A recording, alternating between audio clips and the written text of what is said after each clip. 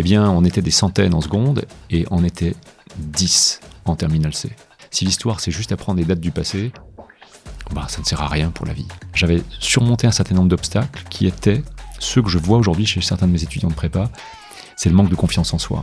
Bonjour à toutes et à tous et bienvenue dans ce nouvel épisode de Paroles de Prépa, épisode pendant lequel je vais recevoir Frédéric Munier, que vous connaissez sans doute très bien si vous passez un petit peu de temps sur cette chaîne YouTube.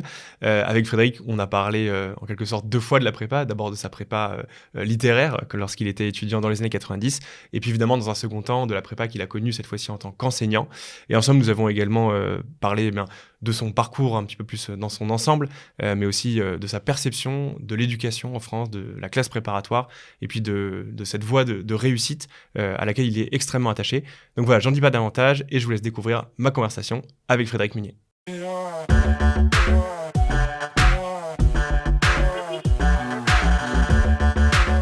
Salut Frédéric. Salut Dimitri. Écoute, je suis super content de te recevoir sur ce podcast, déjà parce que c'est le premier de 2024, donc tu inaugures cette année, c'est pas rien.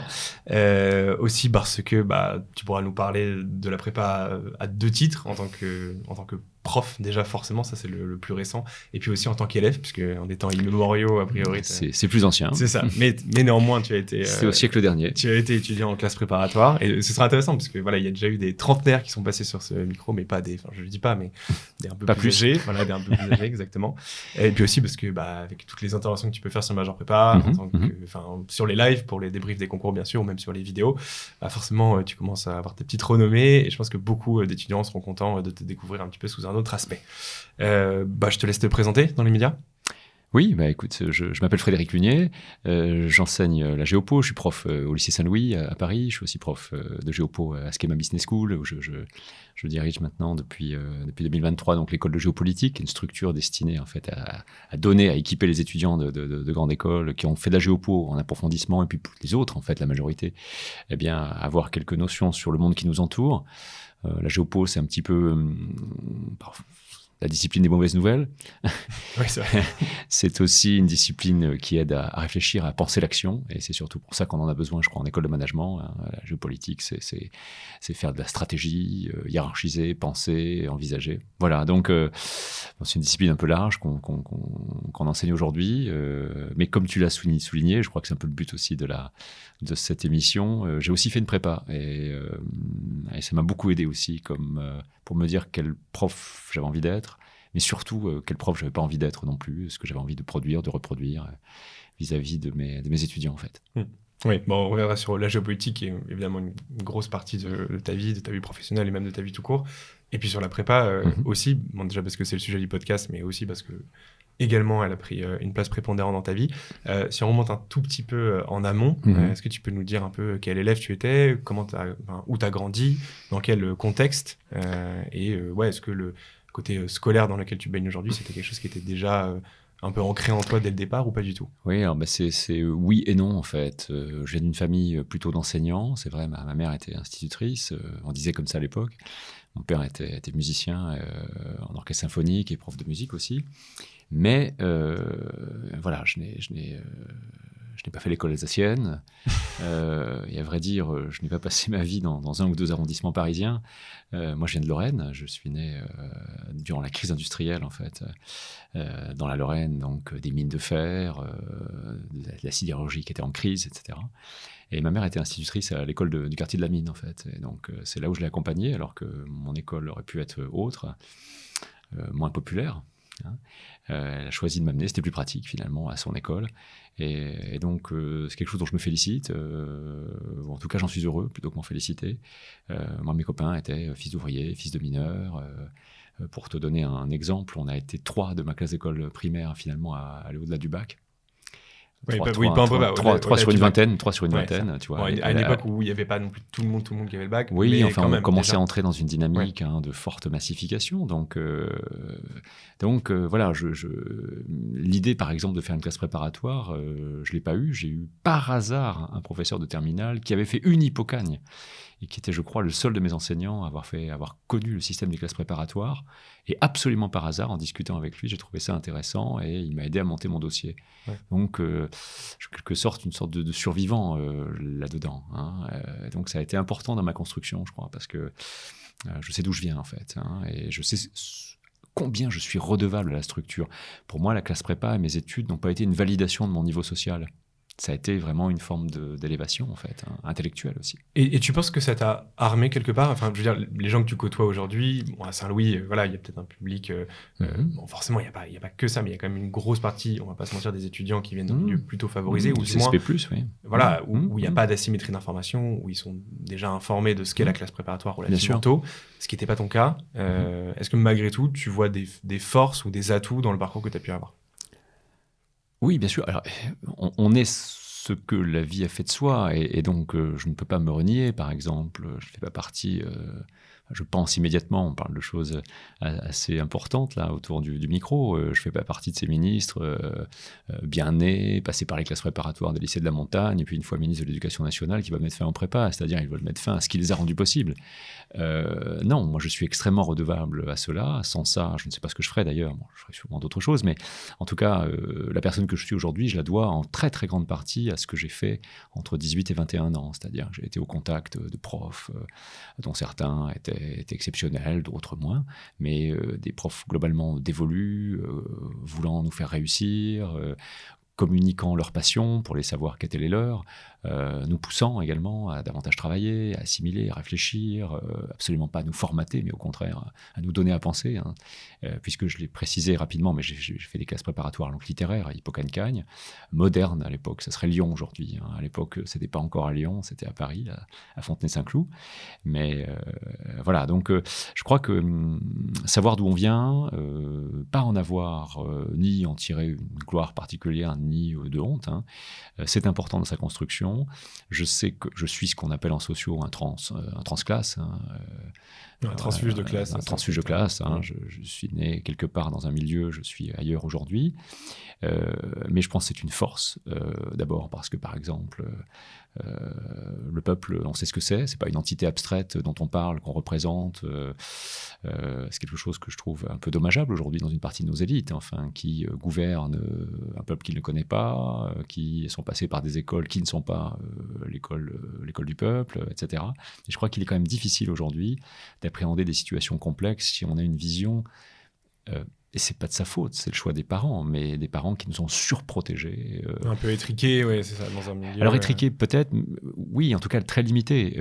Je crois que c'est une chance aussi, évidemment, de naître dans des quartiers, disons, protégés, d'aller dans des écoles qui sont également surprotégées. Mais la question, c'est quel adulte ça fait, hein, et est-ce que ça fait un adulte, par exemple, parfaitement prêt à rencontrer un certain nombre de difficultés ou à affronter la résistance du réel quand on n'en a pas toujours connu? Je ne sais pas, c'est une question que je me pose, en tout cas, et je continue de me poser aujourd'hui. Ouais. Maintenant, encore une fois, on n'est pas responsable de ses parents, on n'est pas responsable du choix de ses parents, on n'est pas responsable du lieu où l'on est né, on n'est pas responsable de l'école qu'on a fréquentée, et on est un enfant, hein. La question, c'est une fois adulte, qu'est-ce que l'on fait de tout ça? En tout cas, moi, je sais que ça m'a... Je pense que c'est une force, encore une fois, d'avoir côtoyé des milieux sociaux, allant des milieux les plus populaires, jusqu'à aujourd'hui, d'autres milieux, je ne fréquente pas que ça d'ailleurs, hein. Voilà, mon ami d'enfance, mon témoin de mariage, j'ai rencontré à l'école maternelle, c'est mon meilleur ami, on avait 3 ans, donc ça fait plusieurs dizaines d'années qu'on se voit très régulièrement, et je crois que ce sont des amitiés enfin très profitables, bien sûr. Justement, pour faire un peu la jonction avec tout ça, tu disais que ça coulait pas de source, que tu ailles en prépa. Est-ce que tu étais quand même très fort dans ton lycée, qui n'était pas une machine à rentrer en prépa? Absolument. Et ensuite, est-ce que tu as pas eu quand même une certaine appréhension? Puisque du coup, tu le disais, hein, c'était pas écrit, tracé, ouais, quoi. Non. Alors oui, j'étais dans un établissement, alors qu'aujourd'hui, très bons résultats d'ailleurs au niveau académique. Je ne sais pas quels étaient ces résultats quand j'y étais. En tout cas, c'était un lycée de secteur dans le Pays Haut, en Lorraine, donc pas loin de Briey, là où Platini a tapé ses premiers ballons. Oui, Platini, il faut maîtriser la voilà, bon, c'était bon, un joueur de football de mon temps. Bon, évidemment, personne quasiment n'allait en classe préparatoire. Mais alors, c'était quelque chose d'un peu particulier. On était beaucoup en seconde. Je crois qu'il y avait 8 ou 9 secondes. Il y avait que 3 premières scientifiques. Qui à l'époque, tu sais, ou tu sais pas, mais avant les premières S, alors aujourd'hui il y a une réforme, avant il y avait des premières scientifiques, des terminales scientifiques, etc. etc., avec des options. À l'époque, il y avait une première scientifique, et puis il y avait la terminale D, maths bio, en gros, et puis la terminale C, maths physique, qui était un petit peu la classe. Eh bien, on était des centaines en seconde, et on était 10 en terminale C. Donc, c'est ce que tu as fait, 10, toi. oui. Une terminale scientifique. C'était la terminale à l'époque des bons élèves, donc ça répond un peu à ta question. J'étais pas matheux, mais quand on était un bon élève, à l'époque... Il y avait une vraie hiérarchie entre les filières. C'est ce qu'il fallait faire. Et donc j'ai souffert parce que j'étais pas un matheux, j'étais pas complètement littéraire non plus. Hein. C'est les sciences... Je m'en suis rendu compte après coup, c'est plutôt les sciences sociales qui m'intéressent. De ce point de vue-là, la géopo, je la trouve plus pratique, plus effective que l'histoire et la géographie d'ailleurs. Donc c'est sur le tard que je me suis senti très à l'aise dans ce que j'enseignais en fait. Mais effectivement, il y avait un écrémage absolument incroyable, si bien que quand on était bon élève, il fallait faire la terminale C, la terminale scientifique. Et effectivement, de celle-ci, je crois qu'on était 10 donc, enfin je crois pas, je suis sûr, mais sur les 10, je crois qu'on est 4 ou 5 à être allés en prépa. Mais on était les seuls. Il n'y a que de cette classe que sortaient des gens allés en classe prépa.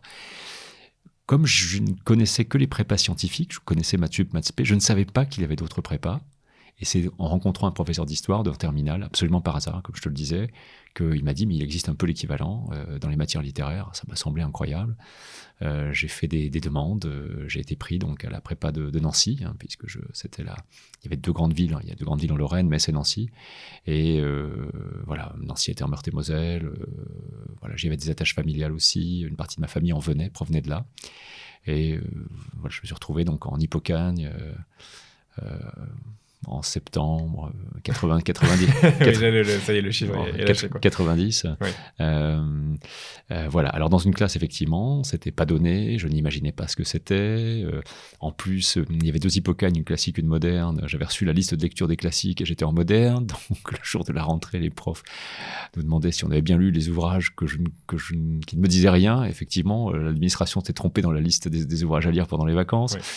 Je me suis un peu senti en décalage. Et puis, je me suis rendu compte que mes copains qui venaient d'établissements de centre-ville, de grandes villes, savaient immensément plus de choses que moi. T'en avais conscience de ça? Est-ce que la première semaine, allais un peu la fleur? Non, mais je veux dire, avant ça, tu absolument allais pas. vraiment la fleur au fusil? Oui, absolument pas. Comment veux-tu avoir conscience de ça? Moi, j'ai été à l'école primaire où j'ai eu des instituteurs. Bon, tu as compris que je suis né dans les années 70, qui avaient fait 68. Et donc, dans les réformes de programme de l'époque, on pouvait laisser tomber, par exemple, à l'école primaire, l'histoire-géographie complètement et faire de l'éveil. Parce que l'histoire géo était considérée un peu comme une matière bourgeoise, et donc il fallait faire des choses plus proches des intérêts des gens. Donc tu as fait de l'éveil. Donc on a élevé, voilà, on a été à la mare chercher des crapauds. Vous n'avez pas appris Marie dans le etc. Et donc je suis arrivé en 6e, mon premier cours d'histoire géo c'était en 6e, donc je sentais déjà un décalage. Et puis alors en arrivant en Hippocagne de mon petit lycée, j'ai encore senti un autre décalage. Il était à la fois en termes de connaissances, il était culturel, il était aussi, parce que je ne venais pas de ces milieux-là, il était aussi un décalage, oui, culturel au sens le plus large, dans la manière de se vêtir, dans la manière d'appréhender, de parler des autres, de parler aux autres, évidemment. Donc il y a eu un certain nombre d'apprentissages. Alors moi, je ne suis pas bourdieuxien, mais Bourdieu, il verrait parfois des formes de violence symbolique, hein, parce qu'on se sent un peu diminué, on a l'impression de ne pas faire partie de t'as l'impression que tu es moins intelligent ou juste que tu es moins érudit à ce moment-là? Je ne sais pas si j'avais complètement les cases dans ma tête, ouais, pour distinguer tout ça. Alors oui, en tout cas, l'impression de beaucoup moins en savoir. L'impression aussi peut-être une moins grande agilité culturelle et sociale, un sentiment peut-être de décalage, hein, ça c'est évident.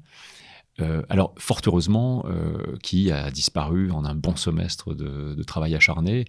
On se rend compte qu'on peut compenser, bien sûr. Mais en attendant, évidemment, tout était nouveau pour moi. J'avais une petite chambre à Nancy. Et puis, bon, le lycée Poincaré à Nancy est un très, très bel établissement. Donc, j'entrais pour la première fois de ma vie dans un établissement qui avait plus de 50 ans. L'établissement d'où je venais. Oui, à Poincaré, c'est très beau. Hein, mon lycée en Meurthe-et-Moselle était un lycée qui avait été construit après 68. Il y avait une vaste phase de construction. C'était un lycée très moderne à l'époque. J'entrais dans des bâtiments vénérables que j'ai connus plus tard ensuite en tant que prof à Henri IV, à Janson de Sailly, ou aujourd'hui à Saint-Louis. Mais c'était une totale découverte. J'avais l'impression d'être téléporté dans un autre monde. Bon, et alors, de ce que tu t'en souviens, c'est comment la Cagne des années 80-90? Est-ce que ça a beaucoup changé? 90, s'il te plaît. 90. 90, je suis généreux, 90. Par rapport à ce que tu as connu par la suite. Tu veux dire par rapport je sais pas, l'état d'esprit, la manière d'enseigner. Par rapport à ce que j'avais connu avant ou parce que par rapport à aujourd'hui? Par rapport à aujourd'hui. Écoute, souvent, quand je présente les classes prépa pour rassurer les élèves, je leur dis, vous savez, les classes prépa d'aujourd'hui, c'est pas la cagne de Raymond Aron 1930 où le prof de philo arrêtait de corriger la copie à la deuxième faute d'orthographe. Il tolérait une faute. Sur 16 pages. Sur 16 pages. Il tolérait une faute en disant, ça peut arriver à tout le monde, mais la deuxième, c'est intolérable, j'arrête de corriger. Bon, si on faisait ça, les ministères seraient vides aujourd'hui. Plus grand monde. Il y aurait pas grand monde. À part ChatGPT, voilà, peut-être, exactement. À part ChatGPT, je crois que personne passerait la barre. Pardon. Et donc, si tu veux, alors, on n'était pas dans la cagne 1930, on était dans la cagne 90. Les professeurs faisaient avec... je pense que la France est arrivée au niveau optimum de savoir à peu près à cette période-là. Depuis la fin des années 90, on le sait, hein, PISA le montre, il y a un retournement de tendance. Donc, même si j'avais été dans un lycée très modeste, qui n'ambitionnait pas de faire de nous envoyer à Bac+5, c'était pas du tout l'idée de l'établissement dans lequel j'étais. Et je ne veux pas dire que les professeurs n'avaient pas d'ambition, mais simplement, c'était pas notre univers mental. Il faut imaginer que 10 ans avant, 20 ans avant, quand l'industrie fonctionnait très très bien, ma foi, tout le monde avait un travail. Enfin, il faut imaginer que je viens d'un monde où, quand j'étais enfant, j'entendais encore des gens disant qu'ils faisaient référence aux années 1960, la Lorraine était le Texas français. Zéro chômage, très grosse croissance. Donc, dans ce type de système, si tu veux, avoir le brevet, c'est très bien, c'était très bien. Et puis ensuite, on allait travailler, il n'y avait pas de problème. Et les mineurs de fer gagnaient correctement leur vie et n'avaient pas les risques, par exemple, des mineurs de charbon du nord de la France, les coups de grisou, les accidents. Il pouvait y avoir des détachements de blocs dans les mines, mais c'était moins dangereux. Je n'ai pas dit que ça ne l'était pas, mais c'était moins dangereux. Donc, ces gens avaient un statut, la SNCF embauchait. Ma gare, Jarny, Meurthe-et-Moselle, était la 10e en tonnage de France. Oui, dans les années 70. C'est des pays qui ont été décimés par la suite. Qui ont été décimés. Voilà. Donc nos écoles, et encore une fois, ce n'était pas le coup des profs, mais ne nous projetez pas dans l'idée d'aller faire des études supérieures à Bac+3, Bac+5, ce n'était pas l'univers. Alors, malgré tout, elle nous dotait. J'ai eu des professeurs très sérieux. Enfin, quand je raconte ça à mes étudiants, ils hallucinent. Mais imagine, par exemple, que j'ai fait ma première dissertation en 5e. Le professeur nous a laissé 3 semaines pour répondre au sujet suivant. Tu imagines, je m'en souviens encore. Une citation de Buffon. Commentez cette citation de Buffon, ouvrez les guillemets, « Le cheval est la plus noble conquête de l'homme. Qu'en pensez-vous » On a eu 3 semaines à la maison pour préparer ça, en 5e. Alors, ce que je veux dire par là, c'est que c'était un professeur de français, il était communiste, et on oublie ça parfois, mais les communistes avaient une très très haute idée de ce qu'était l'éducation populaire. Et donc, ils étaient en fait extrêmement exigeants. Je venais d'une région qui c'est pas parce que tu viens de la mine que tu vas pas savoir, tu dois pas avoir lu un peu, quoi. Tu peux avoir lu un peu, exactement. Alors, je viens d'une région qui était historiquement communiste, évidemment, c'était les régions ouvrières, et j'avais des profs plutôt communistes ou proches, etc. Mais j'ai eu des professeurs, un grand nombre de professeurs en collège-lycée extrêmement exigeants. Tout ça pour te dire quoi ? Qu'en arrivant en Hippocagne, même si c'était exigeant, l'univers mental n'était pas de nous préparer aux études supérieures, j'ai senti un décalage. En même temps, la quantité de travail, la capacité de travail, on l'avait au lycée. Je suggère aux jeunes qui nous écoutent de regarder les annales de maths de Terminal C des années 80 et début 90. Ouais, ça ressemble furieusement à des trucs de prépa. C'est de la MPSI, quoi. Donc, on était poussés. Il me manquait des connaissances, c'était net. Il me manquait des savoirs, on dirait au fond des savoirs et des savoir-être, et peut-être des savoir-faire aussi. C'est vrai, mais on nous avait fait travailler. Et donc, en quelques mois de travail, j'ai pu compenser un certain nombre de choses. Il y a des choses que j'ai jamais pu compenser. Par exemple, les langues vivantes. Moi, j'avais jamais fait de séjour à l'étranger. J'avais fait 2 petits échanges, mais jamais de séjour long. J'ai jamais pris un cours particulier de ma vie, jamais. Ça ne passait pas dans l'univers mental. Mes parents estimaient qu'ils croyaient en l'école publique. L'école publique devait nous équiper, donc il n'y avait pas de raison d'aller voir ailleurs, dans le privé ou dans des cours parts, bien sûr. Et en langue, là, j'avais d'importantes lacunes, que j'ai jamais compensées, d'ailleurs, de toute la prépa. En Hippocagne-Cagne, j'ai cubé après, mais jusqu'en Cagne, j'étais dernier en allemand, par exemple. C'est parce que tu as des profs d'allemand par la suite, on est d'accord ? Alors, oui, j'ai progressé entre-temps. Oui. Mais effectivement, en Cagne, dans ma cube, là, au bout de 3 ans, j'ai pu compenser. Et j'ai raté l'ENS à un point, et, notamment à cause des langues. Et c'est ce qui m'a décidé justement, après, quand j'ai rejoint l'université en licence, de me dire, bon, bien, je vais essayer d'aller faire ma maîtrise, mon master 1. En Allemagne. Et donc, j'ai obtenu une bourse Alors, j'ai beaucoup bossé pour améliorer mon niveau, mais il n'était pas encore excellent. Et puis, j'ai vécu 18 mois, en fait, en Allemagne, dans la Ruhr, à Göttingen. J'étais pensionnaire d'un institut historique allemand. La ville de Barbara, voilà. La chanson de Barbara. Oui, Barbara, Göttingen. Figure-toi que j'ai vécu...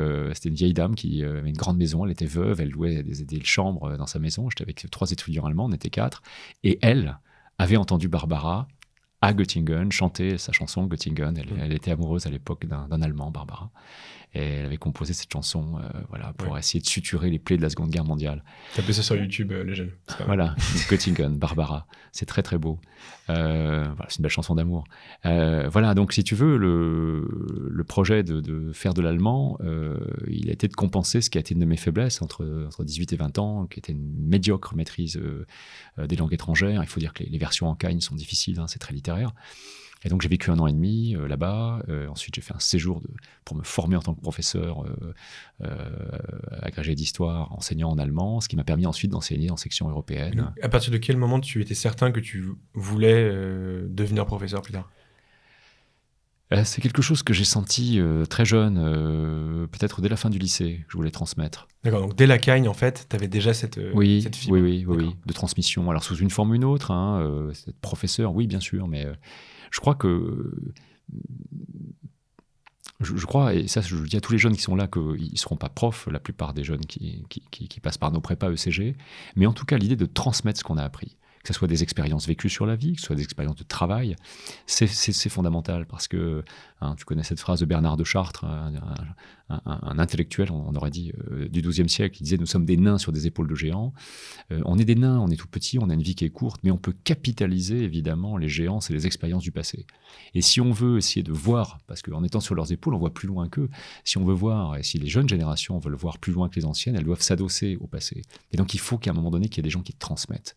Et encore une fois, ces gens peuvent être des profs, c'est notre job 100%, mais ça peut être aussi des cadres, des entrepreneurs comme toi, qui vont témoigner de ce qu'ils ont fait. C'est très, très important de transmettre. C'est comme ça qu'on construit, qu'on édifie, littéralement, une génération, comme on construirait un bâtiment, en fait. Oui, d'accord. Donc des cathédrales de savoir. C'est quelque chose qui t'a toujours animé, en fait. Ça oui. Ouais. Transmettre, faire cours... éveiller des esprits, être challengé éventuellement, parce que quand on enseigne en prépa, on a un public à la fois qui est plus âgé qu'au collège-lycée, et je pense que les collégiens et les lycéens ont des questions à poser, bien sûr, mais ce sont des questions de jeunes adultes, bien sûr, donc, qui touchent à des sujets forts, qui peuvent être des sujets, disons, alors de cours si l'on veut, mais la géopo, c'est très relié à la vie quand même. Et moi, je crois beaucoup, j'ai lu ça tardivement, mais c'est à 24 ans, justement en Allemagne, que j'ai lu Nietzsche. C'était un peu trop tardif dans ma construction, mais c'est comme ça. Et notamment la seconde intempestive de Nietzsche, dont le titre, je faisais des études d'histoire, s'intitule « De l'inconvénient et de l'utilité des études historiques pour la vie ».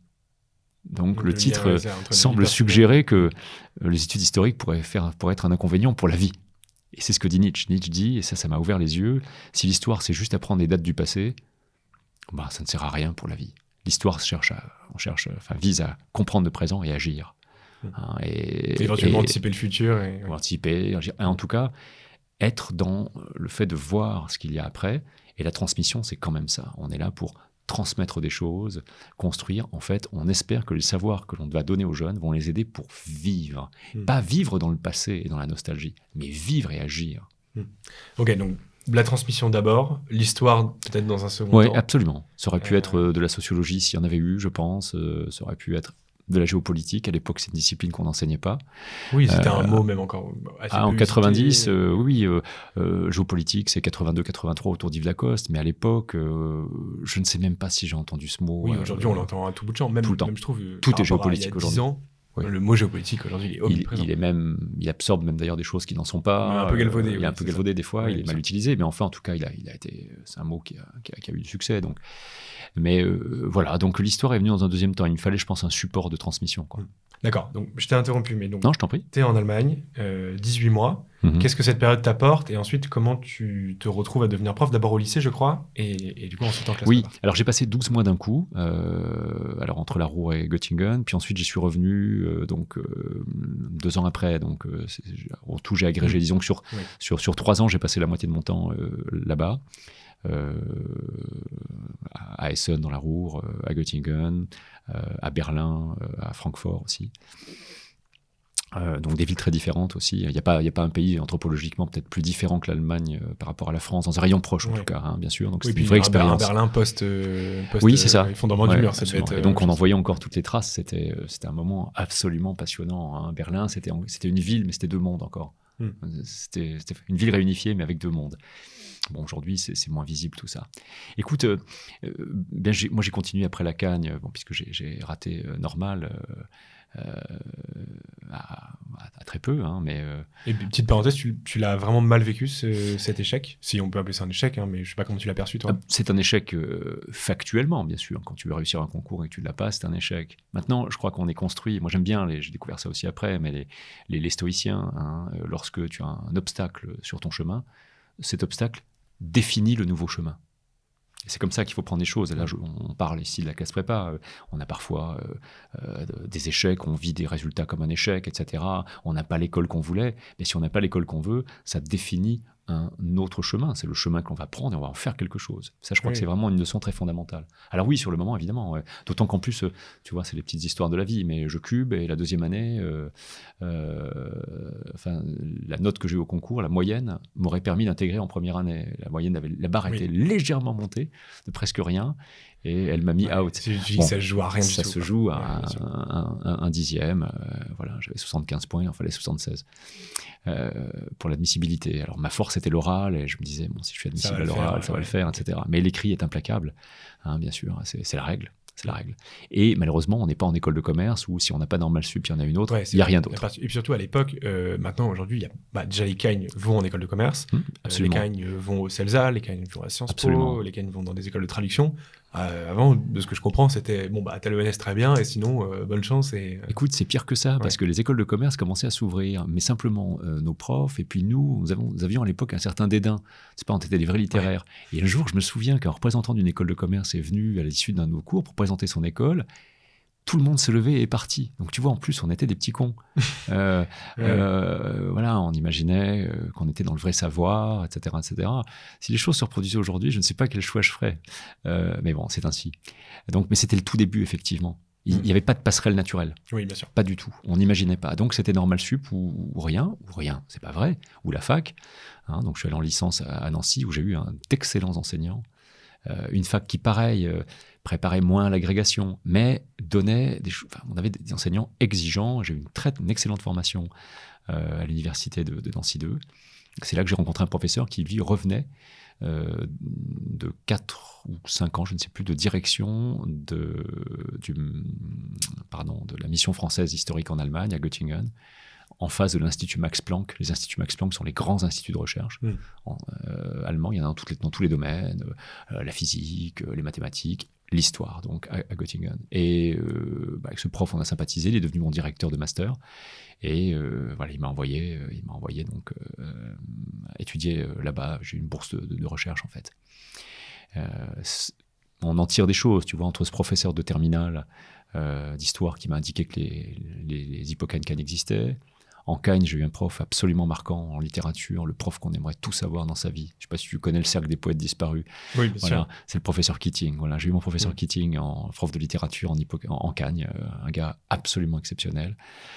Le prof qu'on a tous envie de devenir, tu vois, qui impose le respect par son savoir, à la fois bienveillant, très exigeant, un savant, un érudit, sympa, qui nous faisait rire en classe aussi, qui était capable de monter sur le bureau, nous lire du théâtre en imitant les hommes politiques de l'époque, en disant voilà, alors lui ce sera Mitterrand, l'autre ce sera Chirac, etc. Et c'était absolument extraordinaire. Les cours étaient un spectacle permanent. Un spectacle au sens le plus noble du terme. On était face à quelque chose qui se déroulait devant nous avec un festin intellectuel. Enfin bon. Et puis, donc, ce professeur d'histoire que j'ai rencontré à la fac qui m'a orienté vers l'Allemagne. On doit beaucoup sa vie à des suites de rencontres, parfois des hasards. Certains sont heureux, d'autres sont moins, mais en tout cas, là, ce sont des rencontres faites, des gens à qui je dois beaucoup, en fait.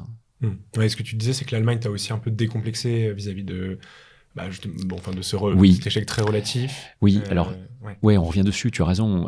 Normal Sup, c'est un échec. Je me dis, bon, il faut que je fasse quelque chose de cela. Je fais ma licence, à Nancy, et je me dis, bon, il faut que je me singularise, que je fasse quelque chose. Je n'étais pas bon en allemand, je m'en veux, je vais essayer de compenser. Bon, pop, je vais en Allemagne.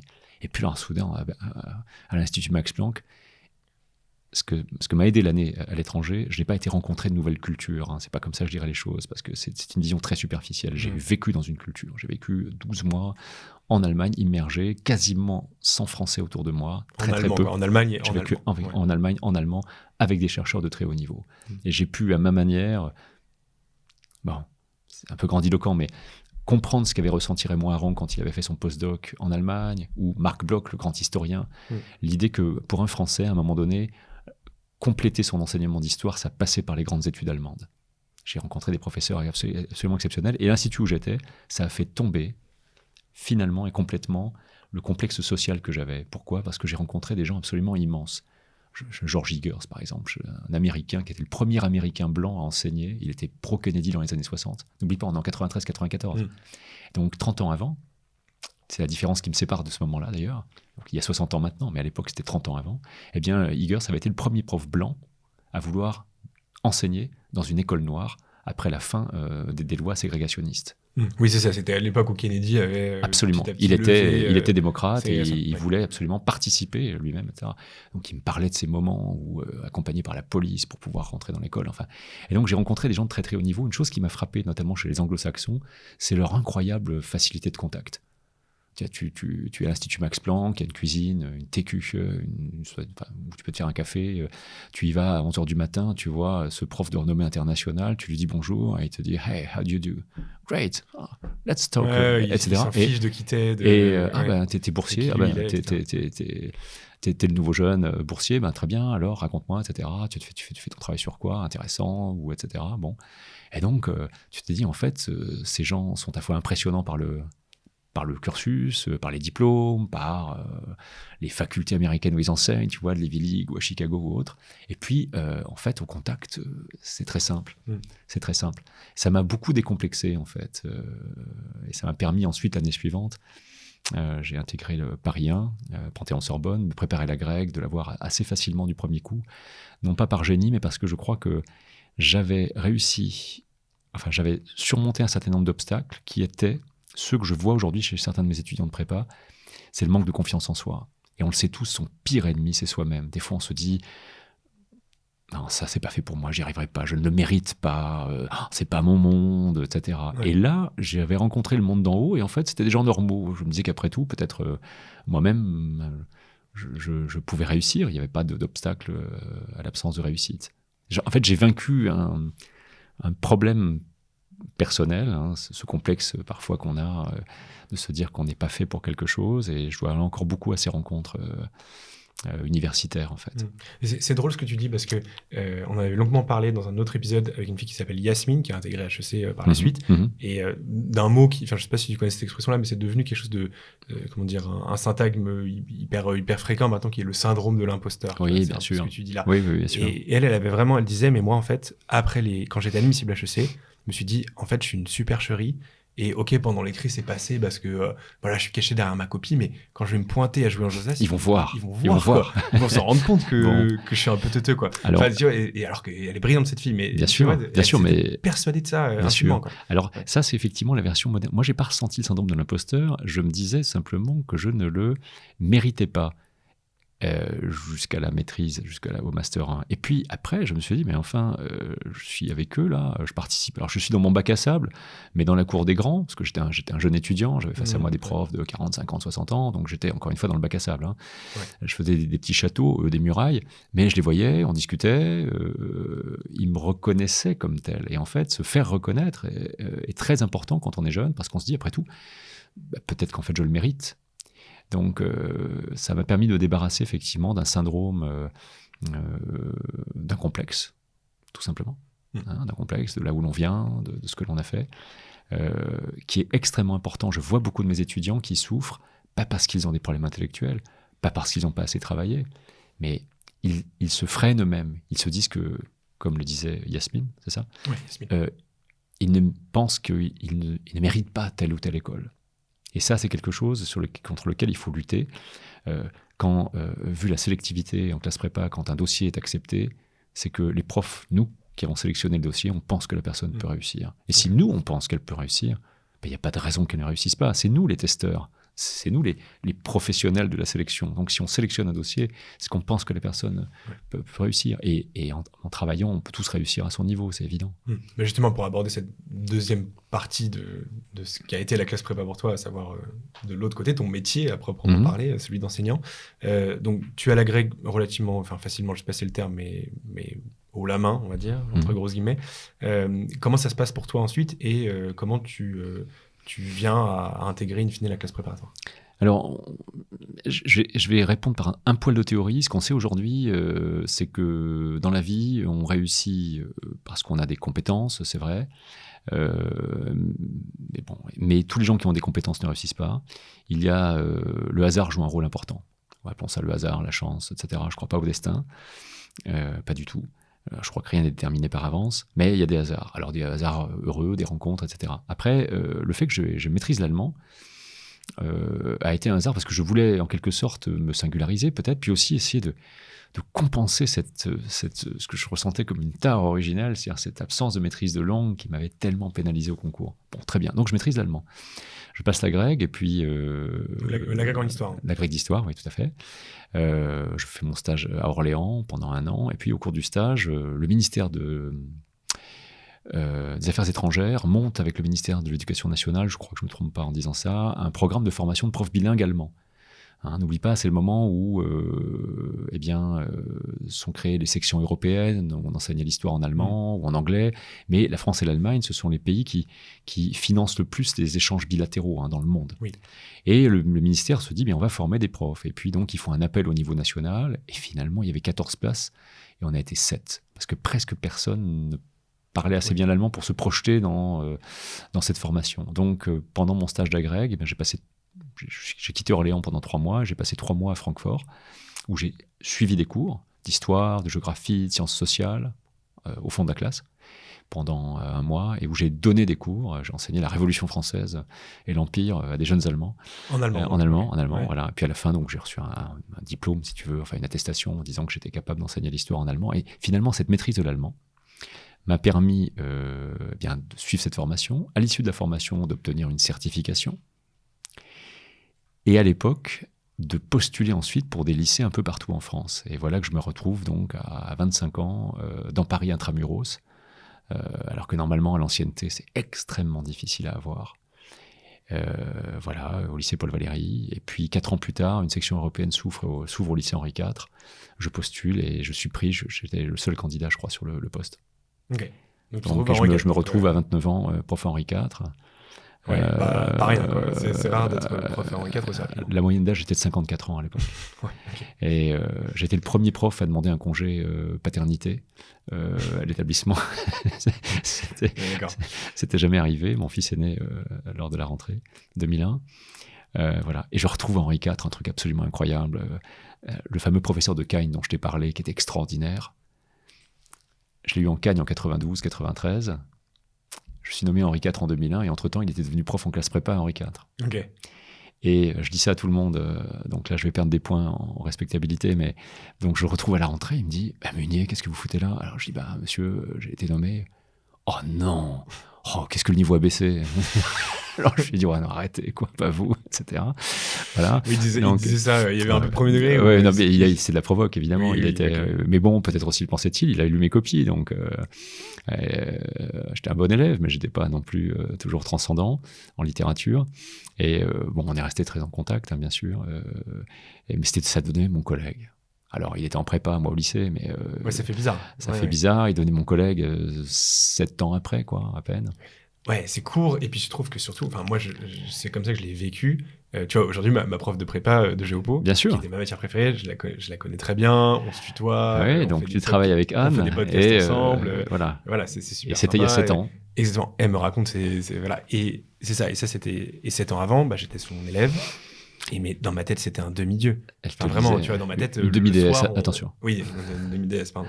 Dans ma tête, le soir, on la débranchait, on la mettait dans un Elle armoire, n'avait pas et de vie, elle se c'était sentait, bien sûr, évidemment. bien sûr. Ou alors on la branchait à un je sais pas quoi, et elle prenait des Ouais. connaissances. J'avais un sentiment qu'elle savait tout sur tout. Que Oui, enfin, oui. et donc j'imagine ce que ça a dû te faire, même en tant que prof, tu vois, de revoir ce gars. De revoir ce gars qui était Ouais. sûrement le plus grand prof que j'ai eu. J'ai oublié de mentionner un professeur de français que j'ai eu au lycée aussi, qui était Monsieur Pourca, qui est toujours, d'ailleurs on est en contact, quelqu'un d'exceptionnel, donc quelques rencontres. Mais alors, effectivement, ce prof de Cagne était tout à fait atypique, et puis surtout, ça devient mon collègue à Henri IV. Bon, et en même temps, encore une fois, il y a l'idée de reconnaissance. Après tout, on se retrouve là, et puis à un moment donné, j'espère il a oublié les copies que je lui faisais, ou l'école. Et Les prescriptions, comme on dit. Les prescriptions, on sait qu'on grandit aussi, et ça c'est quelque chose que j'aimerais dire à tous les jeunes qui peuvent nous écouter, c'est que on grandit, on change, on mûrit, bien sûr, et encore une fois, les accidents qui peuvent arriver, définissent les nouvelles voies. Donc, de ce point de vue-là, il n'y a pas vraiment d'échec. On est la somme de ses succès, la somme de ses échecs, et puis c'est une richesse aussi. Je crois que les gens, tu sais, peut-être le voit-on aujourd'hui à haut niveau, au pouvoir, mais les gens qui ont des trajectoires en ligne droite, tu sais, Nicolas Nassim Taleb, le cygne noir, il dit dans des bouquins, il répète ça souvent, que les gens qui n'ont pas de blessures sont des gens moins complets. Parce que les échecs et les blessures, ça fait partie de la vie. Donc, être absolument sans échecs et sans blessures, ça fait paradoxalement quelqu'un de moins complet. Ça peut être un peu surprenant. Mais aussi sur les coups qu'on reçoit. Bien sûr, tout ce qui ne tue pas me rend plus fort, bien sûr. Cette idée antique, en fait, si tu veux, que c'est aussi dans l'affrontement qu'on découvre des parties de soi et qu'on sait qu'on peut y faire face, justement. Voilà. Donc, sur le métier de prof, du coup, que tu as découvert dans des très hautes sphères assez rapidement, est-ce que c'était conforme à l'idée que tu te faisais de ce métier-là, et sur la prépa en particulier, puisque après, vite, tu as transitionné vers la prépa. C'est quoi finalement la réalité d'un prof de prépa? Justement, c'est ce que je disais à l'instant, quand tu es élève, je pense que tu as du mal un peu à être le figuré. Tu as relativement peu d'heures, mais tu as beaucoup de travail à côté, j'imagine. Enfin, c'est quoi un petit peu... peut-être que ton quotidien n'est pas très représentatif de la majorité des profs de prépa. Je sais pas, c'est difficile. C'est des choses finalement dont on ne parle pas tant que ça entre collègues. Mais alors peut-être, avant de répondre à ta question, on pourrait y répondre plutôt peut-être plusieurs choses. On est tous très différents les uns des autres. Moi, je sais que j'ai besoin de travailler, en fait. C'est quelque chose qui me tient. C'est comme du sport. Je pense que tu fais beaucoup de sport, tu cours. Il y a une forme d'addiction, en quelque sorte. Ça te fait du bien. Moi, j'aime bien travailler. J'aime bien apprendre. J'aime bien changer d'activité aussi. Et puis, après, ça, c'est ce que j'aime. Puis, on a aussi des peurs, ou des craintes, en tout cas. Et une de mes craintes était de me fossiliser. Parce que tu vois, en prépa, par exemple, je t'ai parlé de ce professeur tout à fait exceptionnel, mais j'ai aussi connu des professeurs en fin de carrière qui étaient des profs toujours bien, il n'y a pas de problème, mais dont on sentait l'usure. Ils étaient usés, fatigués, les corrections de copie, on sentait que ça leur pesait beaucoup quand j'étais étudiant en prépa. Et je sais que c'est quelque chose, moi, qui a été une forme de mise en garde pour moi. C'est-à-dire me dire, bon, il faut tout de même pas que je ronronne, que je garde la même activité, exactement la même manière de faire les cours, de travailler, etc. Car je peux un jour me réveiller en me disant je n'en peux plus, je suis épuisé. Je fais la même chose qu'il y a 10 ans. Et ça sera pareil, il reste encore 15 ans, 20 ans, etc. Bon, alors partant de là, si tu veux, alors je travaille beaucoup, bien sûr. En plus, on est en géopolitique, et donc, j'allais te dire, quand il se passe une crise internationale, tu vois, je ne sais pas, mais en deuxième année, par exemple, je dois renouveler peut-être un quart à un tiers de mes slides. Donc, un cours, ça fait 200 slides, j'en fais plusieurs. Enfin, il y a quoi, 2000, 1000 Mon Dieu. J'ai jamais compté ça avant. 1000 slides peut-être. Imagine que ça fait 200 nouvelles avec derrière ce qu'il y a. Donc il faut lire la presse, écouter les podcasts d'actualité, étudier, penser, si possible, se rendre à des conférences quand on peut, par exemple. Bon, ça représente énormément de temps, en fait. Bon, ça, c'est une chose. Et puis, autre chose, c'est que dans le cadre du continuum prépa grande école, j'ai eu la possibilité, il y a 6 ans, d'aller enseigner à Schema. Comme mon collègue, par exemple, Frédéric Bretéché, qui enseigne à Audencia. Je crois que c'est des choses importantes aussi, parce que ça m'a aidé aussi à comprendre mieux ce que je faisais en prépa, puisque je comprenais mieux comment ce que je faisais était utilisé en école. Mais t'as jamais eu, parce que, enfin, voilà, il y a quand même beaucoup de profs de prépa, peut-être moins en économie commerciale et encore que, mais qui sont quand même, qui ont une certaine, comment dire, c'est à la limite de la schizophrénie, quoi. Ils aiment bien ce qu'ils enseignent, mais ils aiment pas trop pourquoi ils enseignent, de savoir finalement la finalité de la prépa commerce, qui est d'aller en école de commerce. Tu veux dire, t'as jamais eu ce sentiment-là?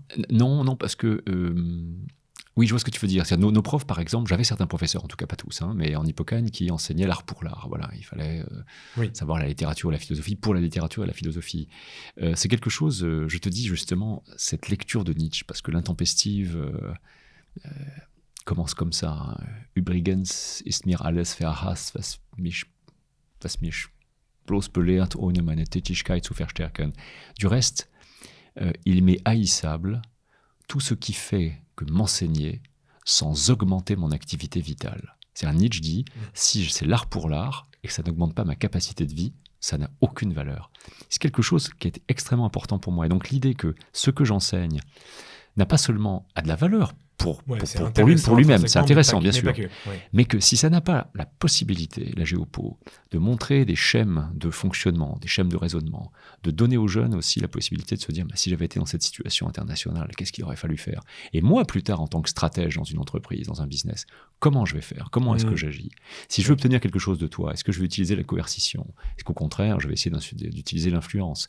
Si je pense qu'on fait face à un problème commun, est-ce que je vais t'affronter, ou au contraire, est-ce qu'on va essayer de faire de la puissance ensemble face à ce problème commun, etc. La géopolitique m'a semblé être une matière, de ce point de vue-là, très opérationnelle, qu'on peut enseigner pour le plaisir de connaître l'histoire, la géographie, etc., mais qui est une matière qui nous permet en quelque sorte d'agir, de penser pour agir. Et à mes yeux en tout cas, une matière qui ne serait que plaisir intellectuel serait châtrée, serait limitée en quelque sorte. Bon, c'est ainsi que je vois les choses, et je comprends aussi qu'on puisse le voir complètement différemment, mais c'est comme ça que je fonctionne, et voilà pourquoi aussi on peut travailler avec plaisir, apprendre avec plaisir, changer aussi ses cours. J'aurais peur d'un cours qui soit identique année après année, j'aurais peur de m'enfoncer dans la routine. Et enseigner en école m'a permis aussi peut-être rétroactivement, ou dans le sens inverse, d'enrichir aussi les cours de prépa en dirigeant un peu ces savoirs vers des choses assez appliquées, si tu veux, tu vois. Donc ça a été quelque chose aussi, je pense, une étape importante un petit peu pour éviter de se rouiller. En tout cas, c'est la peur que j'en ai. Je ne dis pas que si on n'est que prof en prépa, on se rouille. On parle bien ici, vraiment, tout cet entretien est sur un mode subjectif. C'est ainsi que je le vis, je le fais. Mais voilà, il y a quelque chose, je crois, il est important dans certaines disciplines de savoir dire quel type d'adultes elles vont former, quelles compétences, par exemple. On parle de compétences transférables, c'est-à-dire les compétences qu'on va acquérir dans cette matière, comment on va pouvoir les transférer dans le monde du business. Je suis persuadé que tes cours de géopolitique de prépa t'ont aidé ou t'aident aujourd'hui dans la manière dont tu mènes Major Prépa, parce que les compétences que tu as acquises dans ces disciplines-là sont transférables en fait, dans la vie. Oui, c'est vrai. Je suis tout à fait d'accord. Et puis moi, j'ai la chance d'être quand même à la croisée des chemins. En fait, je passe autant de temps avec des profs de prépa, des élèves de prépa, c'est vrai aussi, que du côté entreprise. Absolument. Et mon temps est subdivisé en deux, et je trouve que j'ai beaucoup de chance parce que j'aurais pas aimé faire que l'un ou que l'autre. Mais bon, enfin, c'est finalement aussi toi ce que tu fais dans un autre registre. Mais... Oui, c'est vrai. Ouais. Et puis, on est au contact des étudiants qui nous aident, j'espère, à devenir, à rester un peu. C'est toi qui l'as dit. On n'y échappe peut-être jamais, mais bon. Et une chose que j'ai découvert en revanche sur le boulot et que je n'imaginais pas à ce point-là, c'est qu'une part importante du boulot est chez soi et seul. La préparation des cours. Il y a une partie très solitaire. Les élèves, tu en parlais, tu vois ta prof peu d'heures par semaine, c'est le morceau d'iceberg que tu vois. Évidemment, le reste, c'est beaucoup de préparation de cours, beaucoup de lecture, les corrections de copies. En classe prépa, une copie de géopo, c'est 20-30 minutes, un paquet, c'est 20 heures de correction. Imagine. Oui, bien sûr. Tu sais que nos heures, je ne sais pas si les gens le savent, mais nos heures sont comptabilisées 1 heure égale 1 heure et demie à cause de l'effort physique. C'est-à-dire que quand tu fais 3 heures de cours, c'est 4h30 de boulot, si tu veux compter. Donc imagine, tu as un service à, je ne sais pas, 10-12 heures, ça fait 16-18, ajoute même 20 heures, un paquet de copies à 38, tu es déjà au-dessus des 35 heures. Une semaine de 35 heures, pour beaucoup de profs de prépa, ça n'existe pas. Donc c'est beaucoup de travail, évidemment, beaucoup d'efforts, et en même temps derrière, la satisfaction de former des jeunes, la satisfaction de les voir réussir aussi, qui est énorme, hein, bien sûr. Et en ECG, tout le monde réussit. Ouais. Et c'est ça, ta satisfaction première, c'est quoi tu vois, tu devais garder, j'imagine c'est composite, mais s'il y a vraiment un truc, tu vois, qui te fait vraiment kiffer, entre grosses guillemets, en tant que prof, tu parlais tout à l'heure de ton prof en Cagne qui t'avait marqué, inspiré. Est-ce que c'est ça, finalement, le côté auquel j'ai l'impression d'avoir un tout petit peu changé la trajectoire de quelqu'un dans sa vie? Qu'est-ce qui t'anime le plus? Ça, c'est vrai, mais très honnêtement, bon, je pense que c'est un peu narcissique. C'est-à-dire, mon Dieu, qu'est-ce que j'ai pu être important quand même pour eux? Bon, très bien. Bon, si c'est le cas pour certains, tant mieux, hein, bon, bien sûr. Mais non, ce qui est vraiment objectif, c'est de se dire, pas tellement combien je les ai changés, parce qu'en plus, c'est très difficile. Ils le verront ou pas. Et s'ils le voient, c'est dans un 5, 10, peut-être parfois beaucoup plus longtemps, parce qu'il y a des moments de la vie où ils repenseront peut-être à ce qu'ils ont vécu en prépa, avec leurs profs, avec leurs copains, lors des épreuves, leur école, toi-même. Il y a des choses que tu reliras différemment avec le temps passant. En revanche, ce qui est sûr, et ce qu'on peut voir très nettement, c'est voilà, le contentement de se dire, voilà, le travail qui a été fait, que je leur ai demandé, n'a pas été fait en vain, ils ont réussi. Ils ont réussi, et ils réussissent. Ils réussissent. Donc c'est leur réussite. Je crois, on se dit qu'on participe de ça. Non pas je vais changer leur vie, parce que c'est trop tôt pour le dire. Mais bon, on participe à une réussite, et puis on participe, ce que je te disais, à cette passation, c'est-à-dire de transmettre des choses du passé. Hannah Arendt, dans La crise de la culture, a une très belle image. Elle dit que les adultes, elle dit que le présent est comme une faille, et que nous avons un pied dans le passé, tout ce qui s'est passé avant nous, mais il faut que les jeunes, on les aide à enjamber la faille du présent. Et nous sommes là, les adultes, quand on est père, par exemple, enfin parents, les professeurs, évidemment, quand on est prof, on est là pour aider les jeunes à enjamber la faille du présent. Et ça, c'est un vrai contentement. On sent qu'on a une part active là-dedans. Maintenant, ce que ça va faire sur leur vie à 5, 10, 20, 30 ans, tu peux pas trop savoir. Et ce serait très présomptueux de dire j'ai radicalement modifié la vie de ces jeunes. Ni eux ni moi ne le savent vraiment, en fait. Après, oui, tu peux pas savoir précisément, tu peux pas lire 10 ans, 20 ans, mais je trouve quand même qu'il y a beaucoup de gens qui sortent de la prépa, peut-être assez rapidement, tu vois, quelques semaines après, qui se disent quand même, maintenant que je peux respirer un peu.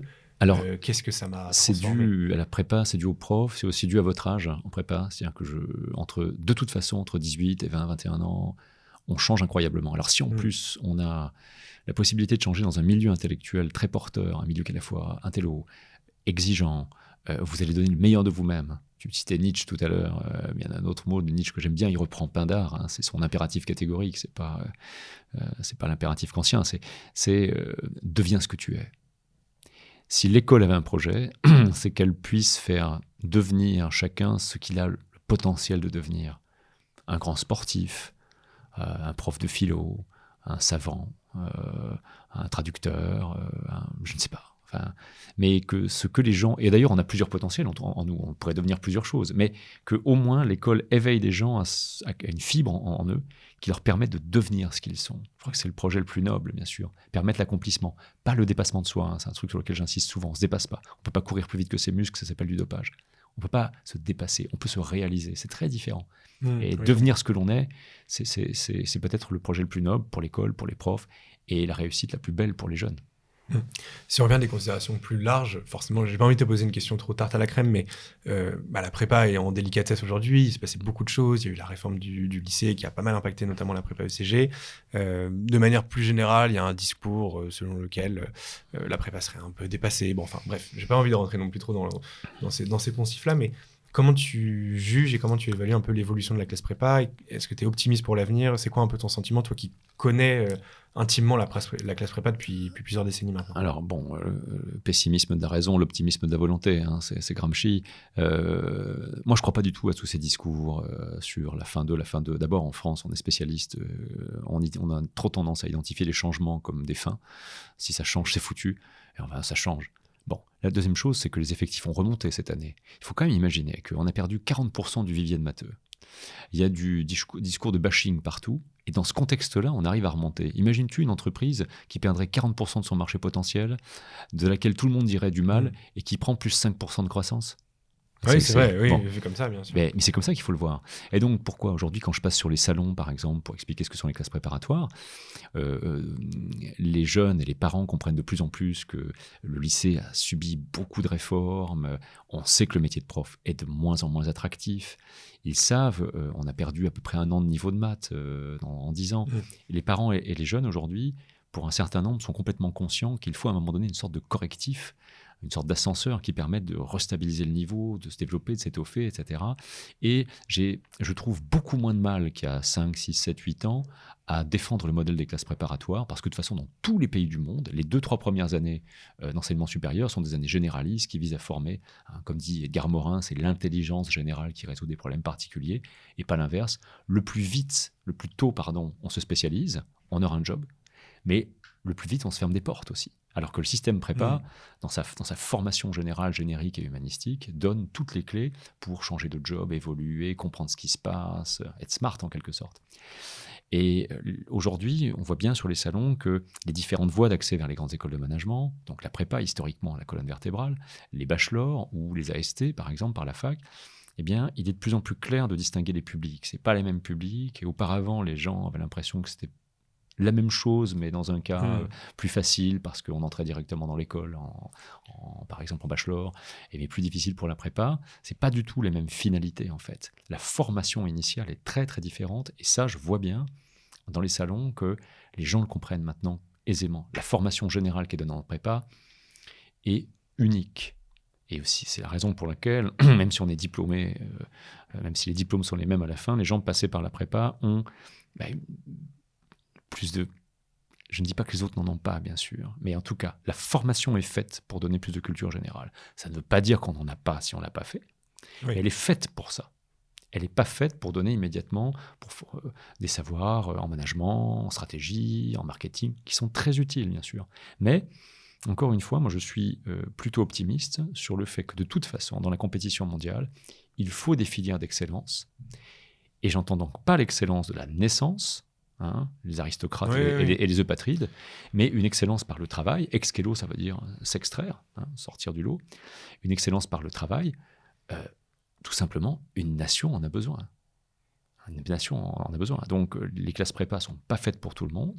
Et d'ailleurs, elles ne conviennent pas forcément à tout le monde. On peut réussir par d'autres voies, mais il me semble qu'il y aura toujours besoin, au niveau national, de ce type de formation qui poussera les jeunes vers des formes d'excellence, parce qu'elle est faite pour cela. Et encore une fois, que je me fasse bien comprendre, je ne dis pas qu'il n'y a pas d'autres formes d'excellence, je ne dis pas qu'il y a plusieurs formes d'excellence d'ailleurs, je ne dis pas qu'il y a d'autres voies. Mais en tout cas, la voie prépa, sa spécificité, c'est aussi ce qui fait sa force. Pendant 18 mois, on est drivé par une équipe de profs dévolue à la réussite, par un environnement destiné au travail, par le système d'école qui permet d'acquérir les connaissances que l'on a vues en cours. C'est un système très vertueux, si tu veux, et qui n'est pas si cher, puisque quand on divise le fameux budget de 15 000 par étudiant par an... Oui, c'est un peu l'argumentaire des détracteurs. Bon, c'est trop cher. Il faut passer de l'addition à la division. Quand on divise par le nombre d'heures, ça coûte 15 000, mais il y a 2 fois plus de cours que dans les autres formations. Donc en fait, c'est moins cher à l'heure. Pour le dire autrement, c'est plus efficient. Oui, c'est probablement un des systèmes les plus efficients. Et le retour sur investissement, c'est plus efficient, évidemment. Et encore une fois, c'est pas dauber les autres que de dire ça. Le système a des limites, il est très exigeant, parfois c'est dur, ça peut être dur psychologiquement, parce qu'on est mis à rude épreuve, c'est vrai. Mais il a aussi des vertus, tout simplement. Et je crois qu'il y a la place dans le supérieur pour plusieurs systèmes qui permettent d'accéder à telle école. Tout simplement. Donc on peut être pessimiste parfois, les ministres de l'Éducation nationale n'ont pas toujours été très regardants là-dessus, même quand ils étaient sortis de prépa, ils avaient tendance à l'oublier. Oui, même quand ils ont dirigé certaines écoles. Voilà, oui, ça peut. Mais en même temps, encore une fois, c'est un système vertueux, tout simplement. Et on a besoin de ce genre de système, on n'a pas besoin que de ça, mais on a besoin de ça dans un pays. Oui, c'est ça. Moi, c'est ce que je dis assez souvent, c'est que la prépa n'est pas faite pour tout le monde. Alors, il y a d'autres formes d'excellence et il y en a qui ne se reconnaissent pas forcément dans ce système-là, mais je pense qu'il y a davantage de gens qui pourraient s'y développer Bien sûr, et aimer, bien sûr. et qui se mettent tout de suite des barrières parce qu'on leur a dit que c'était horrible, parce qu'on leur a dit qu'il y avait Bien plus sûr, facile, bien sûr. parce que pour plein de raisons. Et justement, sur ces élèves-là, il y a eu beaucoup de difficultés liées à la réforme du lycée. Il y a le Covid en plus qui est passé par là. Et même, il y a aussi une question, je pense, générationnelle. Moi, je pense que c'est les premières années où j'ai l'impression que les prépas qui sont aujourd'hui en prépa ne sont pas tout à fait... les préparationnaires, mes camarades de classe que j'ai connus, je trouve qu'on raisonne plus tout à fait pareil, on est un peu différent. Comment tu le perçois? Est-ce que tu as l'impression que tu as adapté ton enseignement à cette génération-là? Comment tu vois ça? Oui, alors peut-être, moi je sais qu'il y a quelques années, je me suis dit que je ne pouvais plus professer en top-down. C'est-à-dire, j'arrive, je fais mon cours, et puis ils prennent des notes. À un moment donné, je me suis dit que j'avais l'impression de faire des dictées.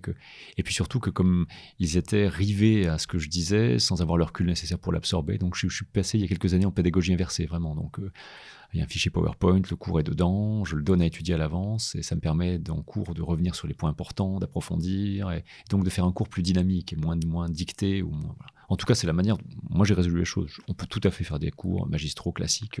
Je crois que là-dessus, chacun fait avec ce qu'il est. Moi, en tout cas, ça ne me convenait plus. C'est ma manière un petit peu de m'adapter, pardon.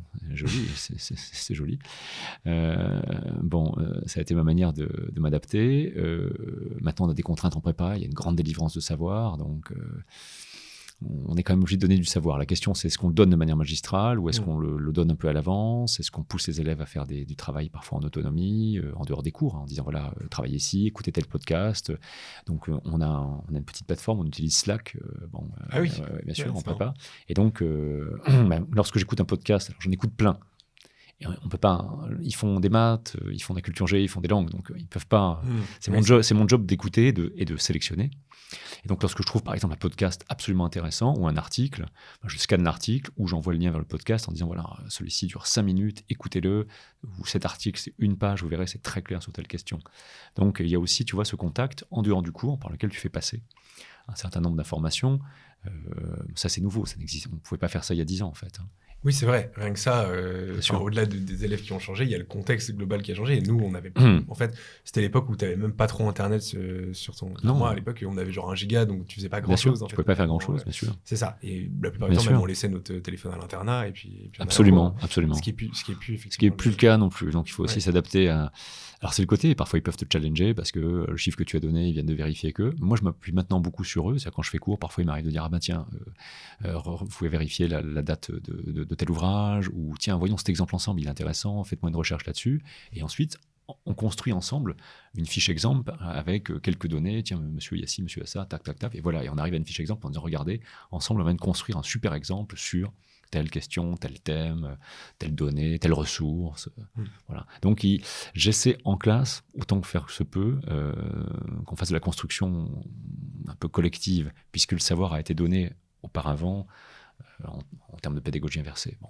Ouais, d'accord, ok. Donc, tu as quand même fait évoluer de ce point de vue-là, en sachant que de toute façon, il y a quand même le couperet du concours. Donc, à un moment. Il y a le couperet du concours, et donc il faut donner de la connaissance. Ouais, c'est ça. Ouais. Tu as quand même cet impératif-là qui bouge pas, mais je pense qu'on parlait tout à l'heure de la prépa, que c'est un système un peu atypique. Dans les faits, si tu prends un tout petit peu de recul dans tous les pays, ça s'appelle pas prépa, mais ce sont des questions de journalistes permanentes. Et puis avec cette idée que quelque chose qui serait, même à supposer que ce soit atypique, que ce qui est atypique doit disparaître. C'est toujours bizarre.